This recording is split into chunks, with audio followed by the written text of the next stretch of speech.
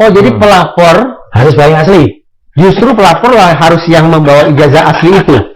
Siapa yang mendalilkan, dia harus buktikan. Ketika pelapor tidak membawa ijazah asli, maka Apa yang mau diperiksa? Penggugat ijazah palsu harus membawa ijazah asli saat melapor. Kombes Pol Purnawirawan Alphonse Loemau adalah mantan Pati Polri yang pernah bertugas sebagai Wakil Direktur Tindak Pidana Tertentu dan Korwas PPNS Korsers Mabes Polri pada tahun 2000. Namun alasan kami untuk membuat video kritik atas pernyataan Alphonse Loemau adalah karena jabatan terakhirnya sebagai staf ahli Wakapolri. Jadi jika Arianto Sutadi penasehat Kapolri, Alphonse Loemau penasehat Wakapolri, dan pendapat-pendapat mereka inilah yang sering menjadi referensi pihak kepolisian dalam memutus sebuah perkara. Lalu apa yang janggal dalam pernyataan Alphonse yang pantas untuk dikritisi? Simak selengkapnya di video ini.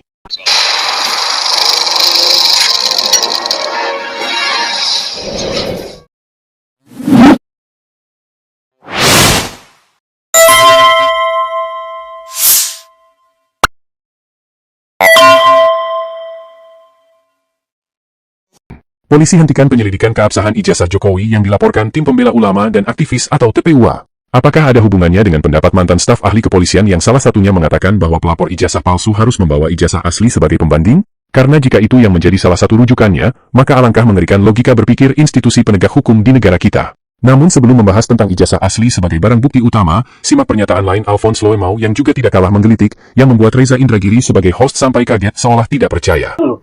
ketika Joko Widodo membuat laporan ke Singasih ke Polda Metro Jaya waktu itu, ada 4 atau 5 nama dilaporkan. Ternyata laporan itu ditangani oleh Subdit Keamanan Negara di Reskrimum Polda Metro Jaya. Saya tidak paham kenapa ini ditangani, laporan Jokowi itu kenapa ditangani oleh Subdit Keamanan Negara. Kalau di Polda Metro, di Krimum, di bawah Krimum itu banyak berbagai subdit. Ada Kamnek, ada Harda, ada Kepanjangannya apa? Harga itu? harta dan harta benda, dan tanah, tanah bangunan dan harta benda dan sebagainya. Jadi sebenarnya itu pembagian administrasi bidang-bidang apa yang ditangani oleh tiap-tiap subdit. Pada hakikatnya kemampuan penyidik sama.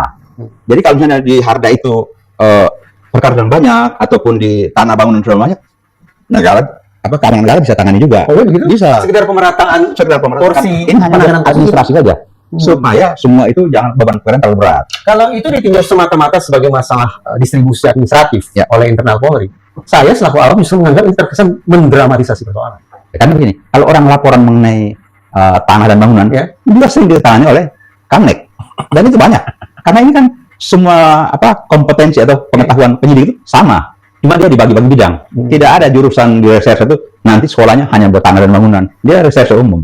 Maka dia umum kan, cuma ada spesialisasi ini administratif pembagian pekerjaan. Bukan karena sang pelapor adalah mantan presiden, sehingga ini dianggap sebagai masalah keamanan negara. Selalu bisa terjadi, mantan pun diperiksa oleh harda atau oleh bangunan, terjadi. Jadi bisa saja dong kalau saya ikuti alur berpikir Pak Alphonse, kasus kekerasan seksual bisa saja diperiksa oleh Kamnek.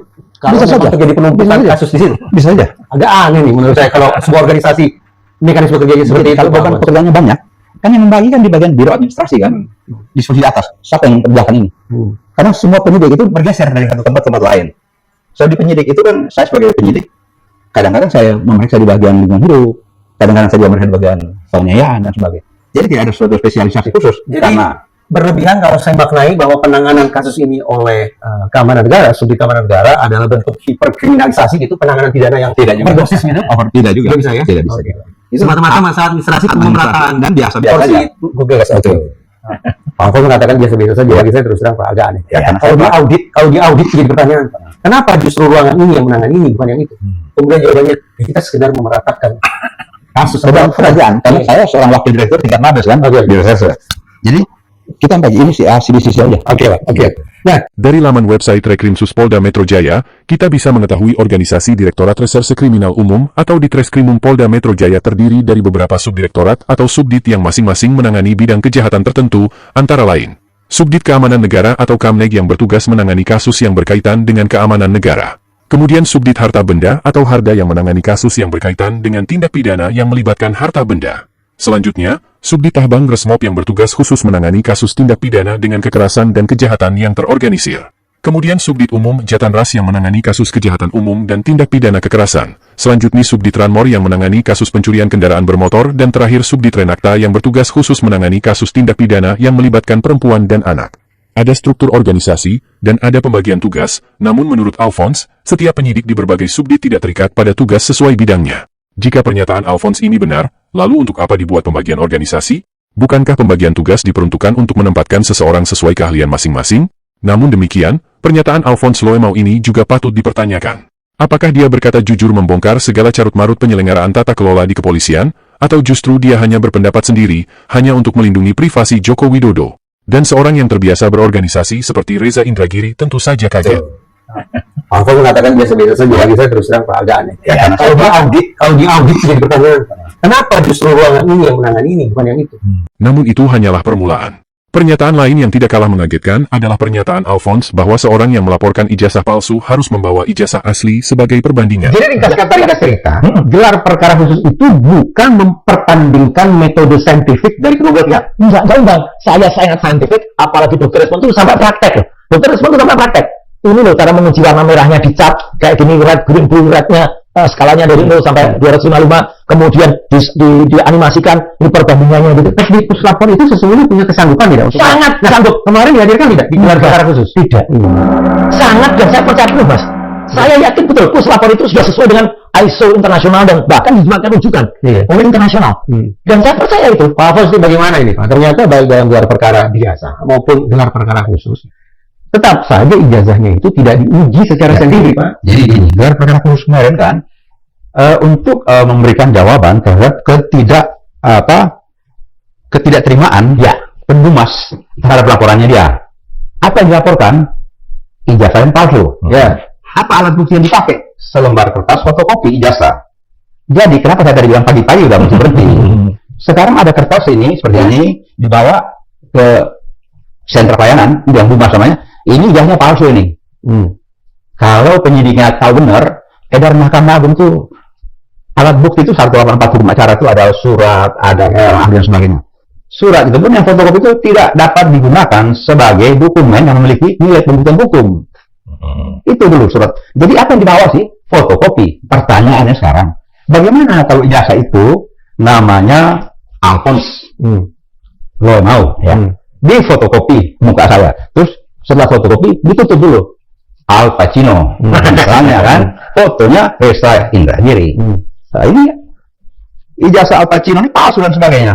Siapa yang bisa bilang periksa dengan laboratorium apapun? Ini nggak bisa. Kenapa? Fotokopi ke fotokopi. Nah, fotokopi surat edaran Mahkamah Agung itu tidak bisa dipakai. Mestinya, makanya kenapa gelar ini mereka tidak keluarkan ahlinya. Sampai yang lapor, ini palsu nih aslinya loh. Pelapor bawa. Sedangkan pelapor bukan pihak yang punya asli. Oh, jadi pelapor harus yang asli. Justru pelapor lah harus yang membawa ijazah asli itu. Siapa yang mendalilkan, dia harus buktikan.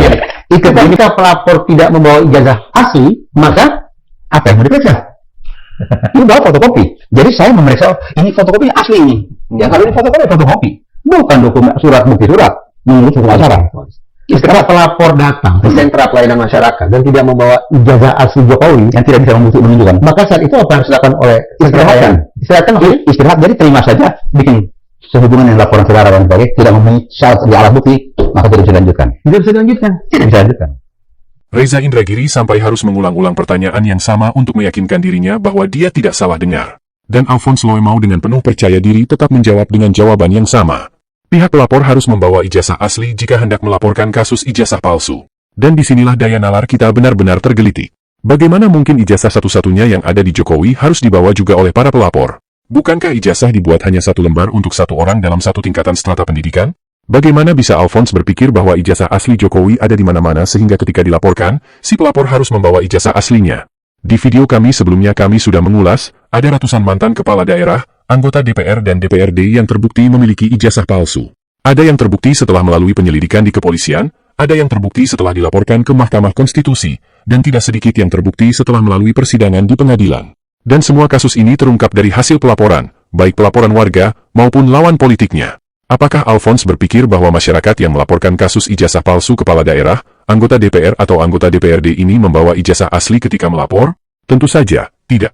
Karena ijazah yang diklaim asli oleh masing-masing pemiliknya hanya satu dan disimpan sendiri oleh sang pemilik.